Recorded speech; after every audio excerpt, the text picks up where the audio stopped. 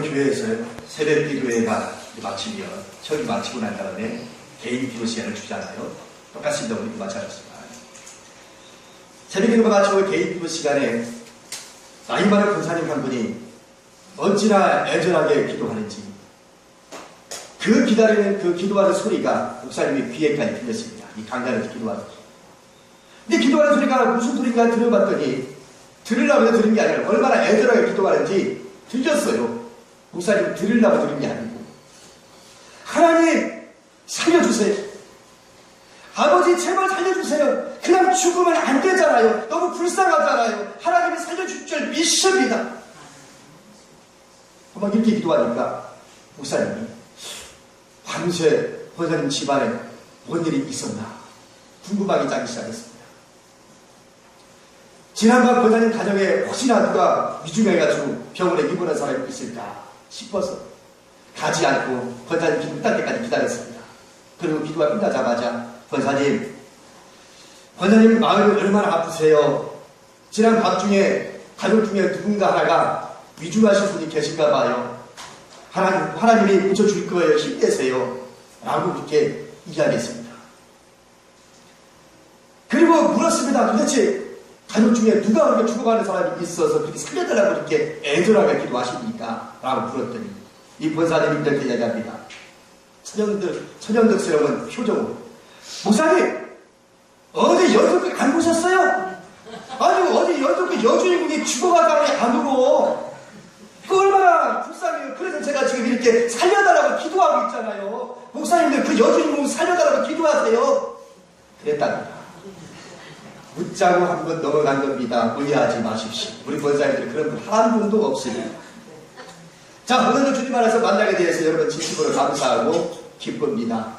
우리 한 번 더 이 시간 함께 기도하고 말씀 드리려고, 인사하고 난 다음에 말씀 좀 드리려고 그러는데, 오늘도 이런 인사를 이렇게 할 거예요. 뭐라고 하냐면, 너도 나도 파수꾼되어 영혼 생명 구원하자. 뒤에 있죠? 자매, 옆사람 뒷사람 해서 한번 합시다. 악수하면서 너도 나도 파수꾼되어 영혼 생명 구원하자.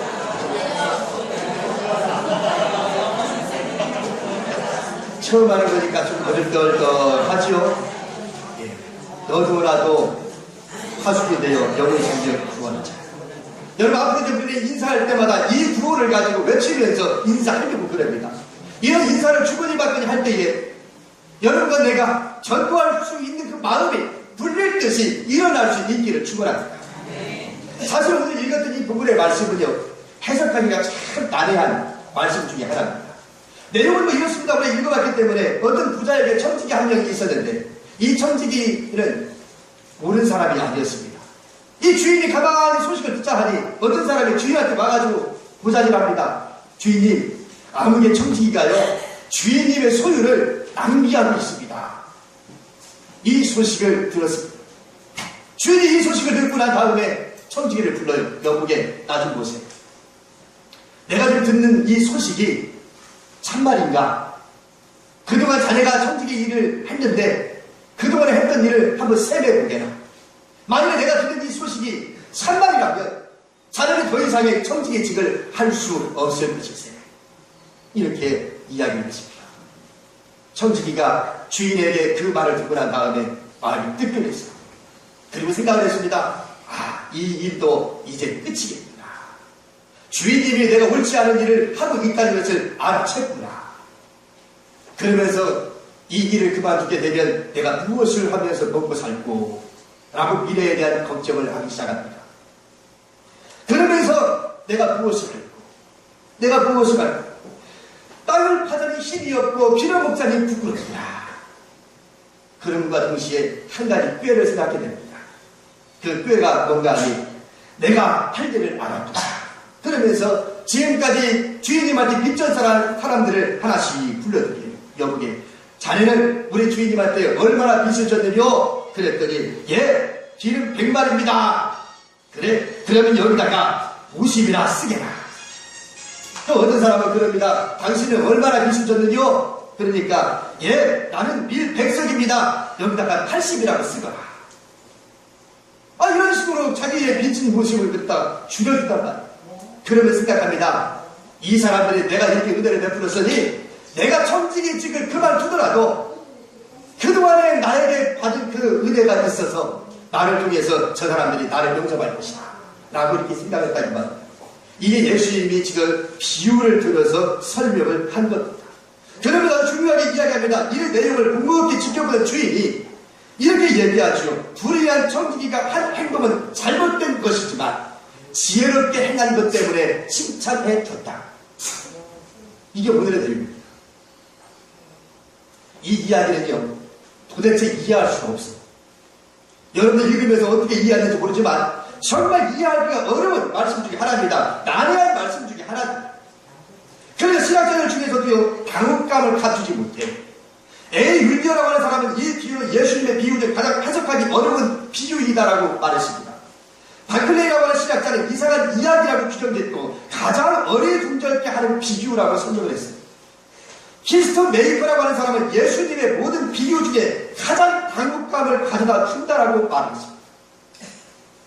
여러분, 신학자들이 이 예수님이 했던 이 비유의 말씀을 해석하기가 참 난해하다라고 얘기합니다. 저 역시도 여기서 벗어나지 않아요. 저도 이 말씀을 몇 번이고 읽어봤습니다. 도대체 이 말씀의 뜻이 뭘까? 이런 비유를 왜 예수님이 들을 수 있지? 비유는 얼마든지 있습니다. 예수님이 이 땅에 오셔서 많은 비유들을 말씀하셨는데 다른 많은 비유들은 그런 대로 괜찮아요. 근데 이 지금 읽었던 오늘의 이 본문의 이 비유는요, 도대체가 해석하기가 참 어렵습니다. 왜냐하면 8절에 이렇게 기록되어 있거든요. 8절 한번 다시 한번 볼까요? 8절 보면 앞부분에 이렇게 있습니다. 주인이 이 옳지 않은 청지기가 이를 지혜 있게 하였으므로 칭찬하였으니. 여기서 여러분 중요한 단어 하나를 끄집어낼 수 있죠. 뭡니까? 분명히 주인이 분명히 청지기의 행동이 옳지 않았다라고 답을 내렸습니다. 맞죠? 옳은 행동이라고 말하지 않았어요. 주인이 이 청지기가 옳지 않은 행동을 했다고 분명히 답을 내렸습니다. 그런데 왜 칭찬합니까? 아니, 옳지 않은 행동을 했다고 한다면 당연히 그 다음에 나오는 말은 뭐예요? 혼쭐을 내야지, 부진함을 줘야죠, 징계를 내려야죠. 그렇지 않습니까? 그런데 옳지 않다라고 이야기했음에도 불구하고 주인이 뭐라고 이야기하냐면 이 청지기가 지혜롭게 행동했다고 하는 그 이유 하나만 가지고도 칭찬해줬다라고 얘기했어요. 아니, 그러면 과정이 어찌됐든 말든 그냥 젊은 인포가 됐든 말든 무조건 그냥 지혜를 있게만 행동하면 우리는 모두 다 칭찬받을 수 있는 건가? 결론이 어떻게 나올든 말든 과정이 선하든 말든 그냥 지혜롭게만 하면 그 칭찬 듣는 거예요? 여러분, 그래야 됩니까? 정말 도대체 이해가 할 수 없어요. 도대체 이해할 수 없어요. 분명히 옳지 않은 행동이라고 말하고 있지 않습니까? 그런데 왜 칭찬했다라고 얘기합니까?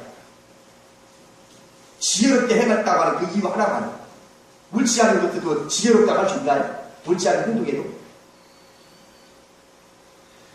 정말 이 말씀을 여러 번 읽고 여러 번 읽고 다른 분들의 설교도 한번 들어보기도 하고 읽어보기도 하고, 오늘 이 준비한 말씀은 어제 하루 종일 작성하는데 하루 종일 걸렸어요. 불과 5페이지밖에 안 되지만, 페이지 수는 5페이지밖에 안 되는 말씀이지만 이 말씀을 아침부터 준비해서 밤 10시 반까지 준비했습니다. 이거 그냥 타이프 치기 시작하는데 제가 속도가 무지하게 빠르기 때문에 금방 쳐요. 도대체 이게 무슨 말이에요?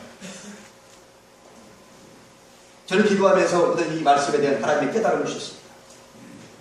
여러분, 오늘의 이 핵심적인 말씀은 어디에 있느냐면 8절 말씀에 있습니다. 8절 말씀 보실까요? 주인이 이 옳지 않은 청지기가 이를 지혜 있게 하였으므로 칭찬하였으니 이 세대의 아들들이 자기 시대에 있어서는 빛의 아들들보다 더 지혜로우니라. 이 말씀을 깊이 읽어보면 이 말씀을 하게 된, 예수님이 이 말씀을 하게 된 목적이 어디에 있느냐면 앞부분에 있지 않아요. 8절 뒷부분에 있습니다. 예수님이 이 비유를 하신 목적은 바로 뒷부분에 나와요. 뭐가 나옵니까? 이 세대의 아들들이 자기 시대에 있어서는 빛의 아들들보다 더 지혜로우니라. 이 말을요, 제가 다시 한번 해석해 볼게요. 예수님이 왜 이 말씀을 비유를 마치고 않는 비유를 들어서 이렇게 설명을 했는지, 이 말의 뜻이 뭔지 제가 해석해 보겠습니다. 이것을 이렇게 해석하면 됩니다. 하나님을 알지 못하는 사람들도, 저렇게 악한 사람들도, 못지않은 천지기도 자신의 미래를 위해 준비하고 살아가거늘 빛의 자녀라고 생각하는 저와 여러분들이 도대체 무엇을 생각하고 무엇을 위하면서 살아가고 있느냐, 이 말이에요. 무슨 말인지 아시겠어요? 저렇게 불의한 사람도, 저렇게 악한 사람도 자신의 미래를 위해서 준비하면서 자기 일에 충성을 다하는데 결론을 미리 지금 내리고 있는 겁니다. 하물며 하나님의 자식이라고, 하나님의 아들이다, 하나님의 딸이라고 생각하는 저와 여러분이 어떻게 맨날 미래를 준비하지도 아니하고 충성하지도 아니하고 하나님을 제대로 섬기지도 않고 있느냐, 이 말이에요. 이 말의 답이 어디 있는지 압니까? 1절에 있습니다. 자, 이 말씀을 하게 된 대상자, 누구한테 이 말씀을 예수님이 하셨느냐? 1절 보실까요? 또한 누구에게? 제자들에게. 제자들에게 이 말씀을 하시려고 한 겁니다. 교훈을 주기 위해서. 그 다음에 두 번째 볼까요? 14절로 가보겠습니다. 14절 가볼까요? 누구에게요?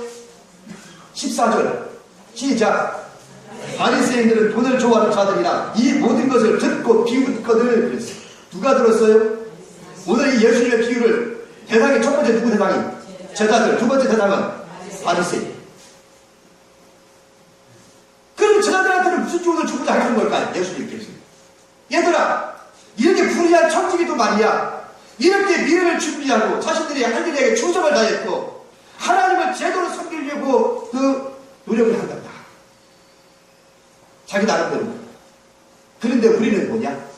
너희들은 내 제자라고 하는데, 바리새인들은요? 바리새인들 당시에 그렇게 많은 사람들이 있어도 특별히 구별된 사람들이 바리새인들이 자기 스스로가 구별되었다라고 얘기하니까 일반 서민들과는 분명히 다른 사람이라고 일컬어질 수 있는 사람들이 바리새인들입니다. 그런데 바리새인들이 모든 사람들이 볼 때, 우리 예수님 보실 때 칭찬 들었습니까? 화 있을진저 저주받은 자들이요, 화 있을진저 바리새인들과 서기관들이요 라고 신랄하게 우리 예수님이 저들을 저주했습니다. 아니, 하나님의 말씀을 가장 많이 알고 있다라고 자처하는 바리새인들이었습니다. 정말 그만큼 말씀을 많이 알고 있으면 알고 있는 만큼 제대로 믿어야지. 그런데 그렇지 않았잖아. 여러분, 오늘 저와 여러분이 오늘 이 말씀을 드리면서, 오늘 바리새인들 이 말씀을 드리면서 뭐라고 그랬어요? 비웃거늘 그랬어요. 비웃거늘. 이 말씀을 들은 다음에 그들을 비웃었다고 말하고 있습니다. 오늘 저와 여러분이 이 말씀을 들으면서 아무것도 깨닫지 못한다고 한다면, 하나님의 마음을 읽을지 못한다고 한다면 우리 역시 예수님께 이런 평가를 내릴 수 있을 거라고 믿습니다. 오늘 저와 여러분을 향한 올라온 계획을 우리 하나님은 갖고 계십니다. 아무 생각 없이 그냥 되는 대로 세상을 살아가는 것은 하나님이 기뻐하시는 삶이 결코 아닙니다. 본문에서 눈에 띄는 단어가 있습니다. 3절 말씀에 내가 무엇을 할까? 요거와 4절 말씀에 내가 할 일을 알았구나 라고 하는 말씀입니다. 불의한 천지기는 자신의 천지기 중에 빼앗길 것을 알았습니다. 하지만 낙심하지 않았습니다. 낙담하지 않았습니다. 그리고 주인님한테 찾아와가지고 하소연 하지도 않았어요. 주인님, 아니 내가 주인님한테 그동안 했던 것이 조금 이렇게 부정을 저지른 거 가지고서 이렇게 뭐라고 하십니까? 이 직분을 나한테 빼앗겠다고요? 주인님 정말 이럴 수 있습니까? 라고 원망하거나 불평하지도 않았습니다. 이것이 불의한 청지기였습니다. 비록 불의한 청지기였지만 우리가 배워야 될 삶의 태도가 바로 이런 것입니다. 사람들 중에 어떤 사람들은 과거 지향적인 사람이 있습니다. 그때 좀 더 잘할 걸, 그때 좀 더 열심히 공부할 걸, 그때 좀 더 참을 걸, 그때 내가 먼저 용서할 걸, 그때 내가 실수하지 않았더라. 과거에 대해 살아가는 사람들의 특징은 이렇습니다. 이제는 틀렸어. 더 이상 내게는 기회가 없을 거야. 누가 나 같은 사람에게 기회를 주겠어. 내가 이제 와서 무엇을 할 수 있겠어. 어떤 사람은 나를 인정해주지 않는데 말이야. 그래, 나는 적어도 이 정도 사람밖에 안 돼. 뭐 내가 대단한 사람이라고 그냥 유난을 떨어. 그냥 보편적으로 평범하게 보통 사람으로 살지 뭐. 여러분, 혹시 지금 이런 생각으로 과거의 삶 속에서 벗어나지 못하고 계십니까? 아닙니다. 과거의 운명의 미래를 포기하지 마십시오. 과거는 바꿀 수 없지만 미래는 여러분이 지금 선택할 수가 있습니다. 여러분에게 하나님이 계십니다. 하나님께서 여러분을 도와주실 줄로 믿습니다. 그러면 어떻게 할까요? 오늘 이 말씀을 잘 들어보십시오. 불의한 청지기는 예수님에게 칭찬을 들을 수 있었던 이유가 어디 있을까요? 분명히 불의하라고 말씀했습니다. 옳지 않다라고 이야기했습니다. 그런데 그가 칭찬을 듣다 이 말입니다. 왜요? 과거 지향적인 삶을 살았는 것이 아니라 미래 지향적인 삶을 살았다라고 하는 겁니다. 3절의 말씀에 뭐라고 했다고 했죠? 내가 무엇을 할까? 라고 하는 말씀. 내가 무엇을 할까? 이 말은 미래를 생각해보는 단어입니다. 여러분도 이 말을 생각해 볼 수 있기를 바랍니다. 내가 무엇을 할까? 내가 무엇을 할까? 여러분의 생각이 과거에 머물러 있다면 절대로 여러분의 미래로 나아갈 수가 없습니다. 비록 아픔과 실패가 여러분의 발목을 붙잡는다 할지라도 과거를 생각하지 마시고 미래를 향하여 믿음을 갖고 생각을 해보십시오. 하나님은 오늘 우리가 미래를 생각하고 긍정적인 생각을 갖고 있다고 한다면 그 긍정적인 생각과 그 믿음을 가지고 저와 여러분을 미래로 인도해 주실 줄로 믿습니다. 내가 생각했던 계획이 틀어져서 절망하십니까? 아니면 내가 사업을 하다가 부도가 나서 더 이상의 물질이 없어서 재개할 수 있는 능력이 없다라고 생각하십니까? 가정의 문제들이 많아서 어떻게 해야 될지 방황하고 계십니까? 가정에 보면 많은 문제 때문에 갈 길 몰라 방황합니까? 아니면 인간관계가 틀어졌어요. 그 사람 만나기가 두려운 분들이 계십니까? 혹시 부부관계 때문에 그 잘못돼서 이혼을 생각하는 사람이 있습니까? 여러분, 이런 부정적인 생각들은 모두가 다 사탄이 주는 생각이라고 믿으시기를 바랍니다. 결국 우리 하나님이 주시는 생각이 아닙니다. 따라해봅시다. 내가 무엇을 할까? 다시 한번 해볼까요? 내가 무엇을 할까?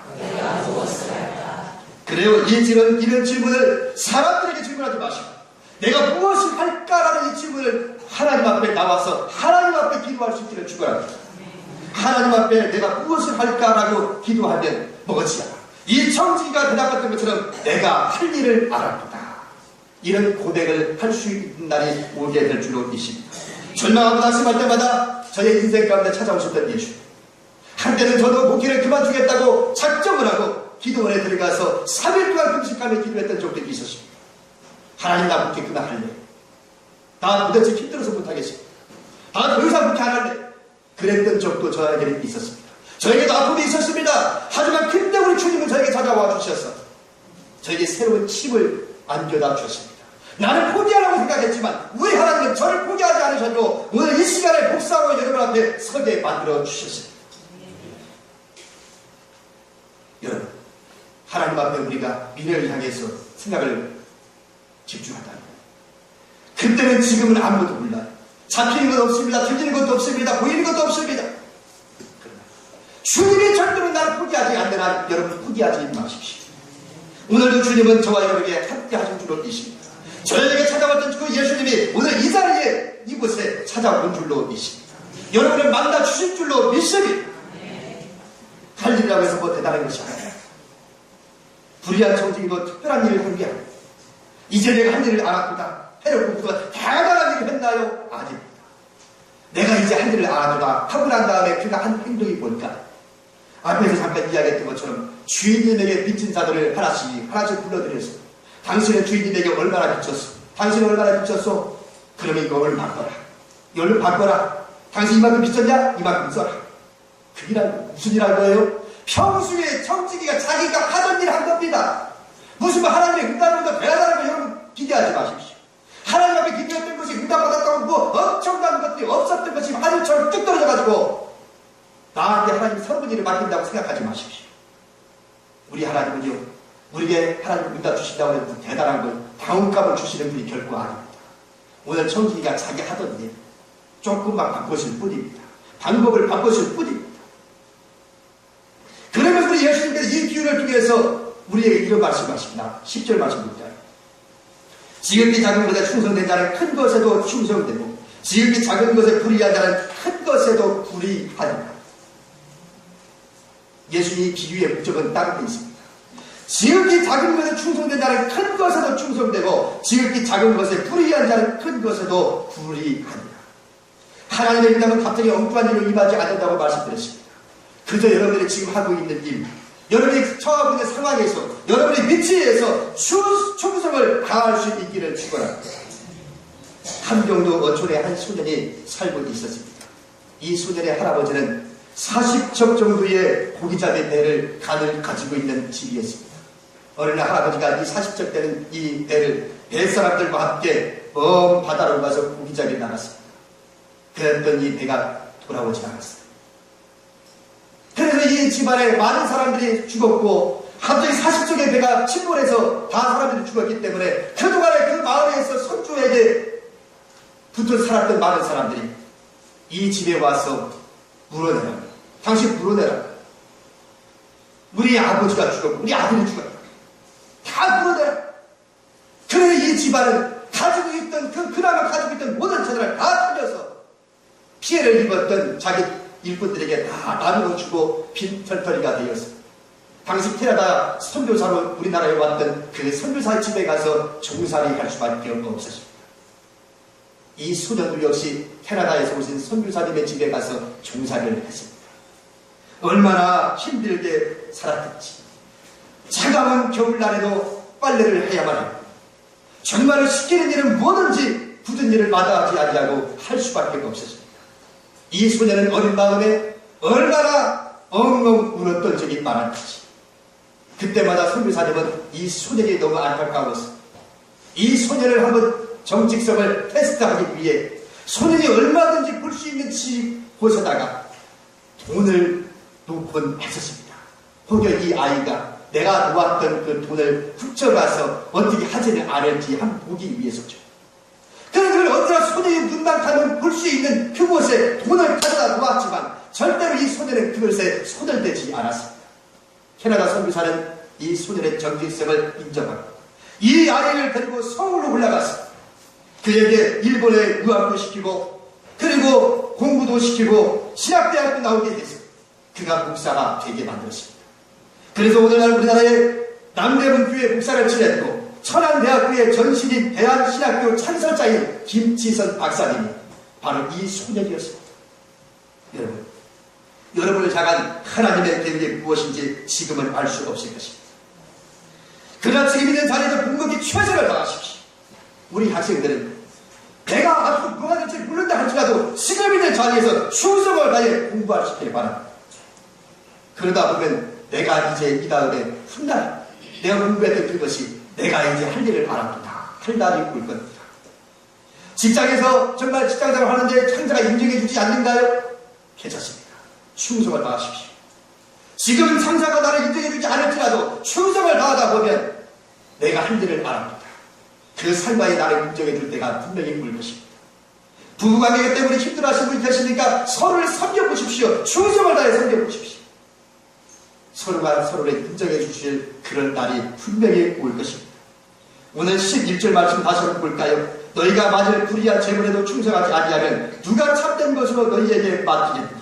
마태복음 25장 21절에는 착하고 충성된 종아 네가 작은 일에 충성하였으니 내가 많은 것으로 네게 맡기니 내 주인의 즐거움에 참여할지어다 라고 말했습니다. 중요한 것은 이 모든 것은 가능하게 하시는 하나님을 섬길 수 있어야만 한다는 것입니다. 13절 보시겠습니다. 13절 말씀 보면 집 하인이 두 주인을 섬길 수 없나니 혹 이를 미워하고 저를 사랑하거나 혹 이를 중히 여기고 저를 경히 여길 것이니라. 너희는 하나님과 재물을 겸하여 섬길 수 없느니라. 할렐루야. 이 말은 온전히 하나님만 섬겨야 한다는 말씀입니다. 한 말은 세상, 한 말은 교회. 여러분 이렇게 듣고 산다고 하는 것은 결국 둘 다 묻히고 마는 것입니다. 하나님도 제대로 섬겨주지도 못할 뿐만 아니라 물질로 내가 원하는 만큼 얻어지지 않을 것. 여러분 분명히 사람은 한계가 있어요. 두 가지 다 잘할 수는 없습니다. 어느 것 하나는 포기할 수밖에 없는 거예요. 그렇다고 해서 지금부터 여러분이 가지고 있는 모든 재산을 저에게 가져오지는 마십시오. 그런데 성경에 보면 우리가 분명히 그렇게 말씀합니다. 너희는 먼저 그의 나라와 그의 의를 구하라. 그리하니 모든 것을 너희에게 더하십니다. 재물이라고 하는 것이 이상 저의 경험을 보면요, 재물을 쫓아가면 쫓아갈수록 도망가더라. 정말 재물을 쫓아가면 쫓아갈수록 도망가요. 저의 경험입니다만, 그래도 재물을 쫓아가지 아니하고 여기 말씀처럼 하나님의 나라와 하나님의 의를 위하여 살면 사슴처럼 붙어요. 할렐루야. 어쩌면 이 말에 대해 여러분이 동의하지 않을 수도 있을 것입니다. 그런 말이 어디 있어요, 목사님? 그래, 어디까지나 저의 경험입니다. 저 개인의 경험입니다. 맞을 수도 있고 여러분에게는 안 맞을 수도 있을 것입니다. 그러나 저의 개인적 경험이라 할지라도 저도 근거 없는 경험은 아닙니다. 왜냐하면 지금 내가 마태복음 6장 33절 읽었잖아요. 여기 뭐라고 되어 있습니까? 너희는 먼저 그의 나라와 그의 의를 구하라. 그리하면 이 모든 것을 너희에게 더하시리라. 아닙니까? 한번 해볼까요? 너희는 먼저 그의 나라와 그의 의를 구하라. 그리하면 이 모든 것을 너희에게 더하시리라. 할렐루야. 저의 개인적 경험이지만 분명히 성경에도 말하고 있잖아요. 너희가 먼저 그의 나라와 그의 의를 구하며 너희가 구하지 아니하는 것, 이 모든 것을 너희에게 더하시리라. 우리 예수님이 하신 말씀. 저의 말을 믿지 않고 오늘 예수님이 하셨던 이 말씀을 믿을 수 있기를 축원합니다. 결국 저 여러분을 향한 하나님의 계획은 재물을 겸하여 하나님을 섬기지 말고 오직 정말로 오로지 하나님을 제대로 섬기라니까. 적당 대충 섬기지 말고 하나님을 믿겠다고 작정해서 출입하면 나왔습니다. 제대로 하나님을 섬기라 이 말입니다. 우리가 하는 질문에 이런 질문이 있습니다. 여러분 질문해 볼 테니까 대답해 보실래요? 호랑이와 사자가 싸우면 누가 이길까요? 호랑이와 사자가 싸우면 누가 이기게? 호랑이가 이겨요? 언젠가 몇 년 전에 할아버지 할머니들 나와서 진행하는 프로그램 중에 사회자 진행자가 이런 질문을 했습니다. 할머니 할아버지, 호랑이하고 사자가 싸우면 누가 이길까요? 그랬더니 한쪽에서는 당연히 호랑이가 이기지요. 그렇게 했고 한쪽에서는 무슨 소리? 사자가 이기지. 이겼다고 합니다. 정말 누가 이길까요? 호랑이가 이기죠. 당연히 싸워보라 마라. 동물의 왕이니까. 그런데 이 사자가 이긴다고 막 얘기하니까 사회자가 사자가 이긴다고 하는 쪽에 가가지고 할머니한테 인터뷰를 했습니다. 할머니, 아니 호랑이하고 사자가 싸우면 제 생각에 호랑이가 이길 것 같은데 왜 사자가 이긴다고 말씀하셨어요? 그랬더니 이 할머니가 이렇게 얘기합니다. 생각해봐 이보게 사자도 호랑이도 사람도 다 잡아가는 것은 저승사자요? 그러니까 사자가 이기지. 저승사자가 이기니까. 사람이고 호랑이고 다 잡아가는 거 누가 잡아가? 저승사자가 잡아가니까 호랑이하고 사자가 싸우면 누가 이겨요? 사자가 이깁니다.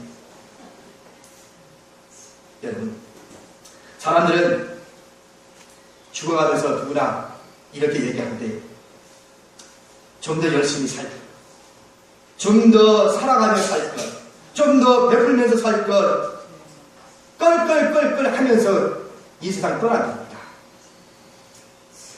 그러나 결국 우리는 이 세상 떠날 때 아무것도 가지고 갈 사람이 없습니다. 그저 이 땅에 사는 동안에 우리는 내가 무엇을 할까? 그에 대한 대답을 찾을 수 있기를 축원합니다. 다음의 영상은 이제 바로 그 질문에 대한 대답을 여러분들에게 도움을 주기 위한 영상입니다. 시긴 사마에게 한쪽 발을 굴린 사람에 대한 이야기입니다. 잘 보십시오.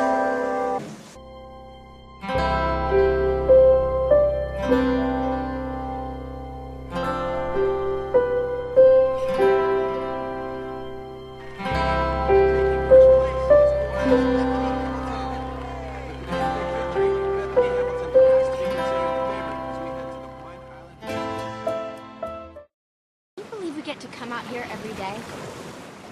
Yeah.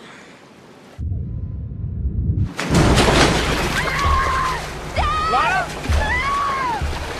Dad!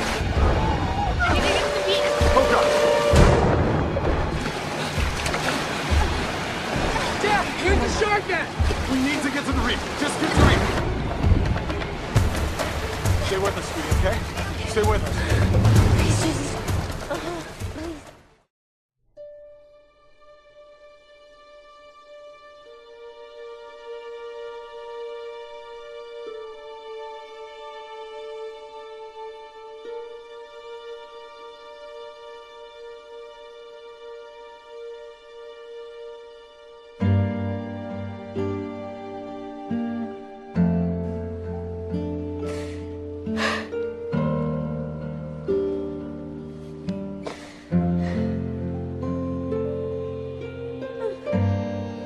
Sarah,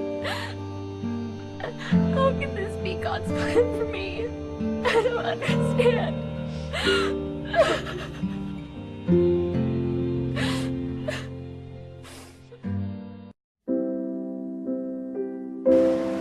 Why did I have to lose everything? You didn't lose everything, Bethany. Not even close. That shark didn't kill you. You're still here. Still alive. You have a family that loves you.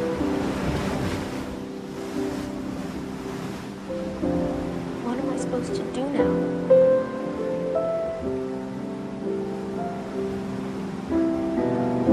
I don't know. And how am I supposed to know? When the time is right, you'll know. Until then, pray. You listen. Listen for what? For what comes next.